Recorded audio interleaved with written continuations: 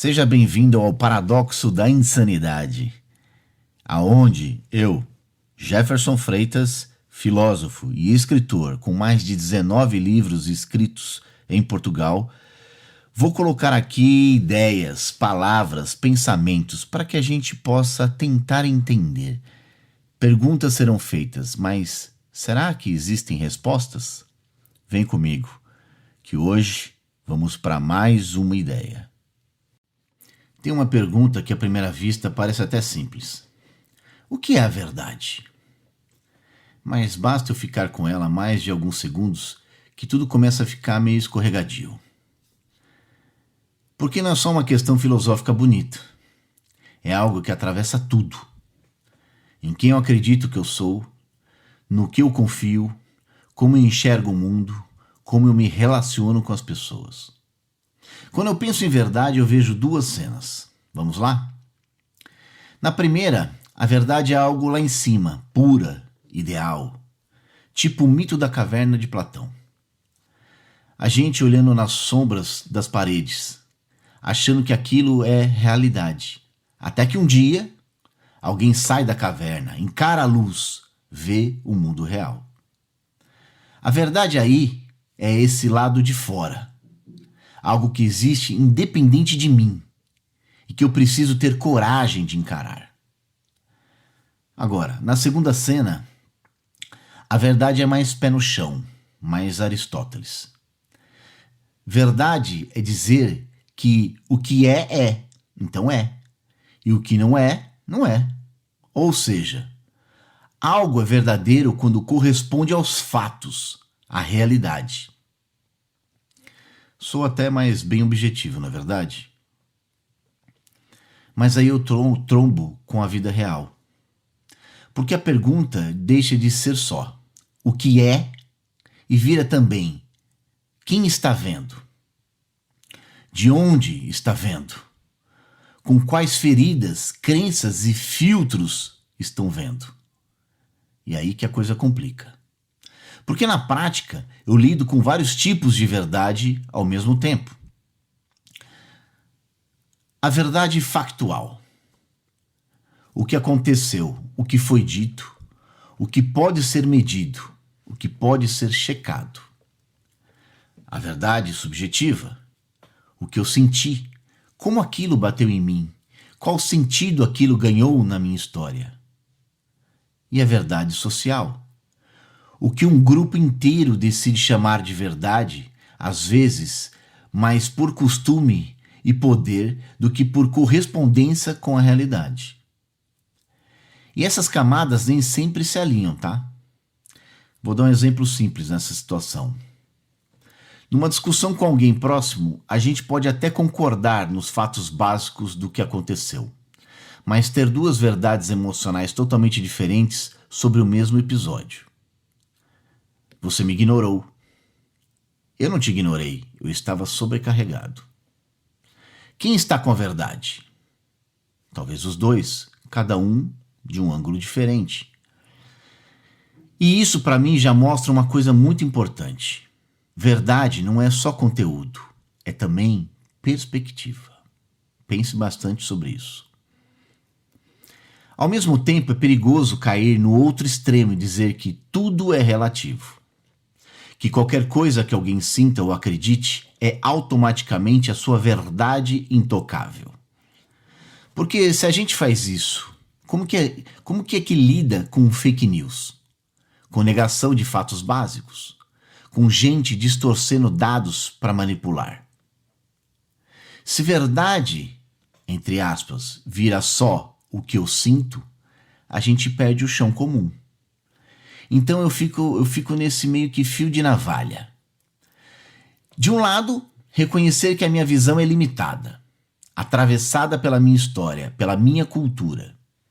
Do outro, não abrir mão da ideia de que existem coisas que são de fato mais verdadeiras do que outras, no sentido de descrever melhor a realidade. E é aqui que a ciência entra como uma bússola interessante nesses fatos. A ciência não é dona de verdade absoluta, mas é talvez o melhor método que a gente inventou até agora para se aproximar dela no campo do mundo físico. Ela observa, testa, erra, corrige, ajusta. Uma teoria hoje pode ser abandonada amanhã se novas evidências aparecerem. Isso, em vez de enfraquecer a ciência, para mim, na verdade, a fortalece. Ela assume que a verdade científica é sempre provisória. Uma aproximação cada vez melhor de algo que nunca é capturado totalmente. E isso me inspira a fazer algo parecido na vida pessoal. Tratar minhas verdades como hipóteses em teste, não como dogmas inquestionáveis. Só que aí vem outra questão bem mais íntima. Até que ponto saber a verdade me faz bem? Porque a verdade tem esse lado duplo. Ela ilumina e ao mesmo tempo pode ferir. Saber a verdade sobre a minha saúde pode me salvar. Saber a verdade sobre uma traição pode me devastar. Saber a verdade sobre um padrão tóxico meu pode ser o começo de cura. Mas lá no início, dói horrores. Tem momentos em que eu penso honestamente: será que eu queria mesmo saber disso? Será que, nesse caso, a ignorância não seria um pouco mais confortável? É aquela frase: a verdade liberta. Liberta sim, mas antes, muitas vezes, arrebenta as estruturas onde eu me apoiava. E aí vem um dilema existencial. Eu quero, de fato, a verdade a qualquer custo? Ou eu quero uma mistura de verdade suficiente para não viver totalmente iludido? E algum grau de ilusão que torne a vida suportável? Eu não tenho respostas prontas para isso. O que eu percebo é que a busca pela verdade exige preparo emocional e timing. Tem verdades que eu só consegui encarar anos depois, quando eu tinha um pouco mais de maturidade, um pouco mais de estrutura interna para poder entender tudo. Se eu tivesse ouvido aquilo antes, talvez eu quebrasse de um jeito que não ajudaria em nada na época. Então, além de me perguntar, isso é verdade, talvez eu precise perguntar também: eu dou conta de lidar com essa verdade agora? E se eu vou entregar essa verdade a alguém, essa pessoa tem espaço interno para recebê-la desse jeito? Porque a verdade sem empatia pode ser até uma forma de violência. Eu só falo a verdade. Pode, muitas vezes, ser um jeito bonito de dizer: eu sou a verdade como arma, não como ponte. A forma como eu entrego a verdade é tão importante quanto o conteúdo dela. No nível coletivo, a coisa ainda fica mais complexa. A gente vive um tempo de abundância de informação e de desinformação também. Narrativas fabricadas, meias-verdades, teorias da conspiração, deepfakes. Cada grupo com sua verdade oficial, alimentada pelos algoritmos da bolha em que vivemos. Buscar a verdade hoje exige muito trabalho. Considerar fontes, checar fatos, ouvir quem pensa diferente sem já rotular como inimigo. Isso de veras é muito cansativo. Às vezes é muito mais tentador escolher uma verdade confortável, um grupo que diga exatamente o que eu já acredito e me refugiar ali com eles. Mas aí eu corro o risco de confundir conforto com verdade. Tem uma frase que eu gosto muito, mesmo não sendo textual de ninguém específico, que é mais ou menos assim: uma verdade que não aguenta ser questionada provavelmente não é tão sólida assim.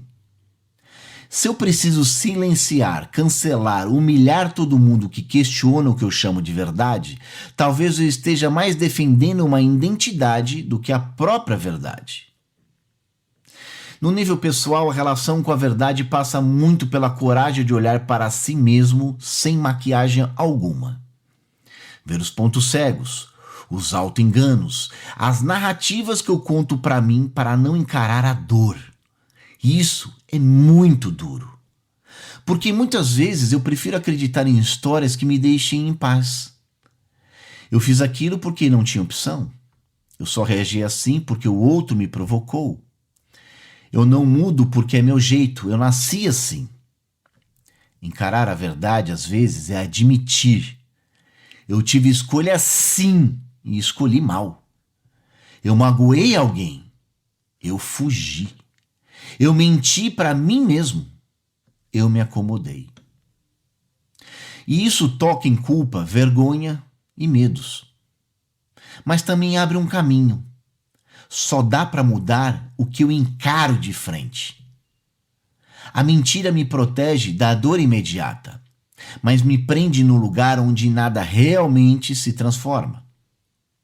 A verdade pode doer na entrada, mas pode ser o início de uma liberdade mais profunda. Então eu fico entre essas duas forças, conforto e clareza. E precisa ser ou uma ou outra? Talvez não. Talvez a questão não seja escolher entre a verdade e paz, mas aprender a construir uma paz que não depende de mentiras. Uma paz que aceite. Isso, sim, isso é duro. Sim, isso me desmonta.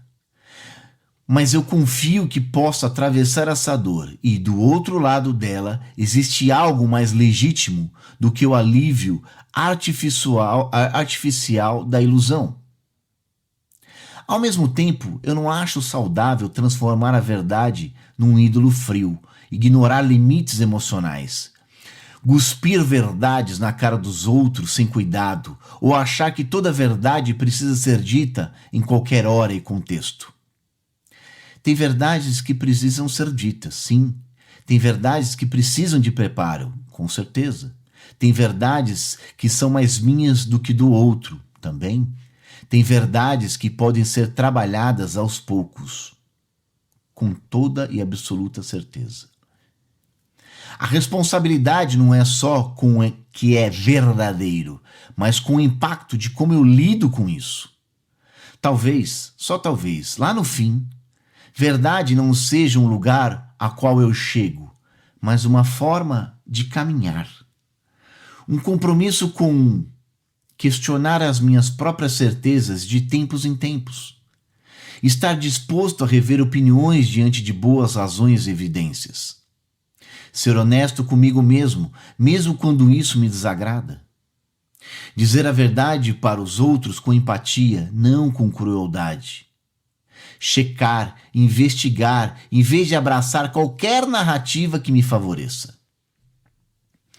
Não dá para viver num estado permanente de paranoia, mas para não me acomodar demais em ilusões convenientes, tenho que pensar.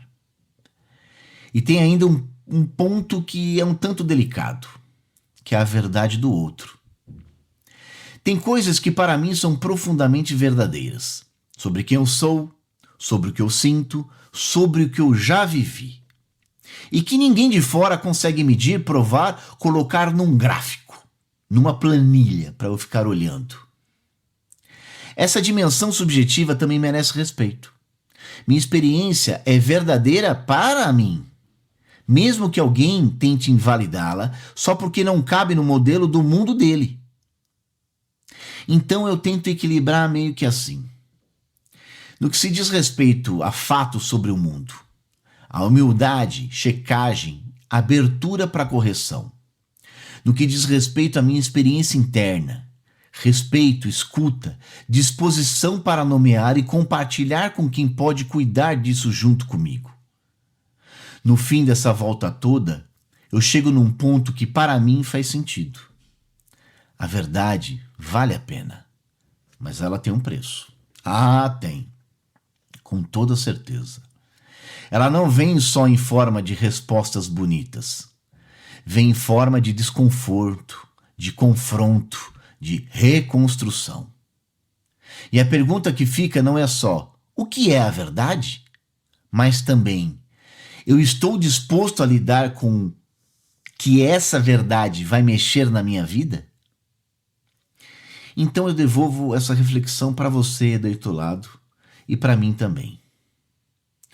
Em que área da sua vida você sente que está se protegendo de uma verdade que lá no fundo você já conhece? O que você teme que aconteça se encará-la de frente? E o que talvez possa se tornar possível na sua vida se você tiver coragem de fazer isso? E uma última, só para deixar a coisa mais reflexiva ainda. Na forma como você lida com os outros, você está usando a verdade mais como instrumento de cuidado ou mais como arma de controle? Porque no fim, talvez o ponto não seja só ter a verdade, mas o que a gente faz com ela, por dentro, entre nós e para os outros. Obrigado por ter me escutado até aqui. Obrigado sempre pelo carinho, pelas mensagens, pelas ideias, pelas dicas. Tudo isso é muito importante para a gente continuar aqui nesse podcast, nas nossas conversas, na nossa reflexão. Um beijo enorme a todos vocês e até semana que vem, no próximo episódio.